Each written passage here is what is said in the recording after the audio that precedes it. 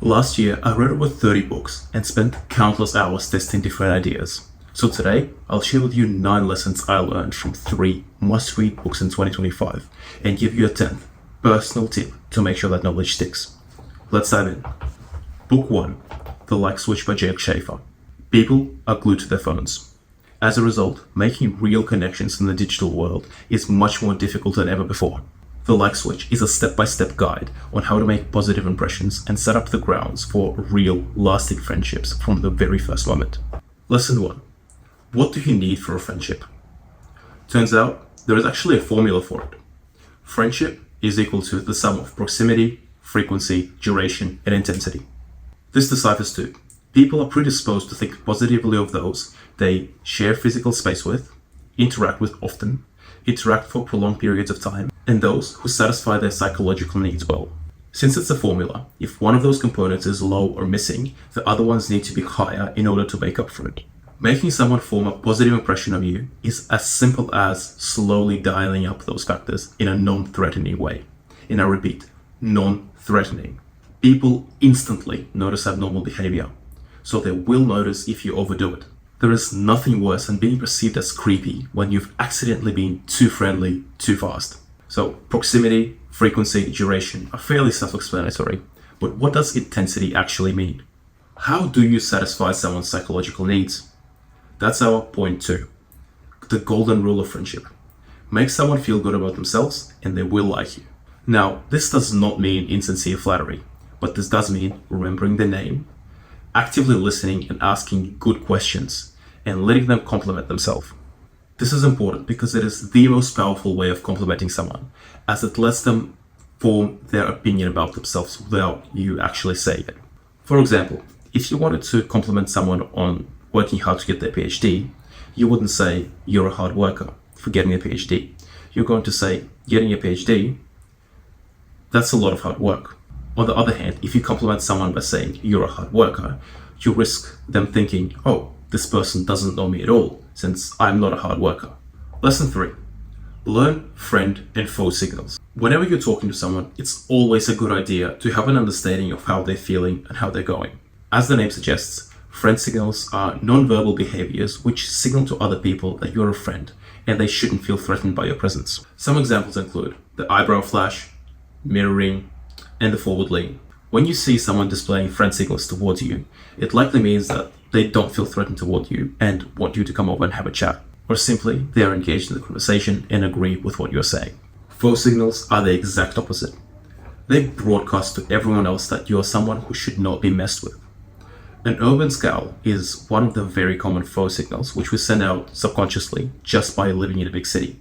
Other examples include eye rolling, squinting, and furrowed eyebrows. When you're in a conversation and see someone displaying foe signals at you, likely they're not responding well to something you've said or done. Depending on the context of the situation, you can either let the person be or investigate further why did they not respond well to that comment. Understanding these friend and foe signals can help you win over meetings, create new friends, and avoid unnecessary trouble. Let me know if you'd like me to go over these friend and foe signals more in depth, and I'll definitely make a video about it. Next up, we have the psychology of money. Morgan Housel's Psychology of Money reveals several truths about how to build lasting wealth that most financial advisors will not tell you. This brings us to lesson 4. Aim to be reasonable rather than rational while making financial decisions. Most financial plans fail not because they're inaccurate, but because they're not sustainable. Consider 2 common approaches. The extreme saver, living on 10% of their income, sacrificing all current enjoyment for some future house or a car or something else. And think about the optimization enthusiast who works 70 hours per week, believing that they can maintain the space indefinitely. Both of these approaches typically fail simply because they ignore the fundamental truth of human nature. The solution? Moderation in all aspects. At all points in your working life, you should aim to have a sustainable savings rate, reasonable work hours, moderate commute, and reasonable time with your family. While this approach might seem less optimal on paper, in reality, this is something that can be maintained for decades, not just weeks and months. Lesson 5. Real wealth is invisible. It's the stock portfolio quietly compounding growth. It's the real estate generating passive income. It's the business equity slowly accumulating in value. While flashy displays of wealth draw attention, real wealth building happens in private. Because remember, no one is as impressed with your possessions as you are. Think about it. When you see a Ferrari, you might turn around and look, but it doesn't last in your head more than a few seconds. However, think about the person in that Ferrari. How much do you think they think about it? The fundamental truth is there is always going to be someone richer, someone better, and someone with a better car than you. Is this really something you want to spend all your life and all your money on? Get only what you need, no one else. This brings us to lesson 6. You can't predict the future, but you can definitely prepare for it. As Benjamin Graham once said, the purpose of margin of safety is to render the forecast unnecessary. It is hard to understate how much power is in those words. It means structuring your life to withstand potential shocks. Because think about it, a single bad investment shouldn't derail your entire portfolio. That missed promotion shouldn't mess up your life plans. The most successful investors are not those who make the best predictions. They're those who prepare for multiple possible futures. Because after all, the events which alter our life the most are those which history gives us no warning about. Now, while we cannot predict these events by definition, we can maintain adequate emergency funds, diversify investments, and not risk what we can't afford to lose. These principles from the psychology of money are not just some theoretical concepts. They're fundamental rules that govern successful wealth building. Understanding them is the difference between temporary financial success and building lasting wealth. Book number 3, Fooled by Randomness. While this book may not be as easy to read as the previous two, it definitely packs some value. Which brings us to lesson number 7, Survivorship Bias.